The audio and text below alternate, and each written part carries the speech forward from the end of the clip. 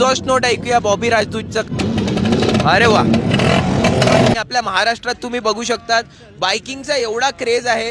ही एवढी जुनी बाईक बॉबी राजदूत त्यांनी काय मेंटेन ठेवली आहे. पुण्यावरून ही गाडी इकडे आपल्या पाचगणीला इकडे चालवत आणली आहे. माझं नाव सुहेल आहे, मी पुण्यावरून आहे आणि मला प्रेम आहे गाडीवर ॲक्च्युली, त्यामुळं प्रेमापोटी सगळं होतं. तुम्हाला माहितीच आहे, एकतर्फी प्रेम असेल तर सगळं करावंच लागतं. तसंच आहे विषय.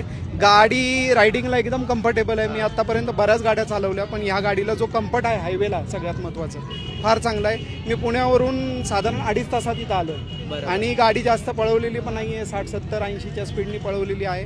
आणि गाडीचं रोड प्रेझेन्स इतका क्यूट आहे की लोक थांबून 4 व्हीलरमध्ये BMW मर्सिडीजवाले थांबून विचारतात, गाडी फोटो काढतात.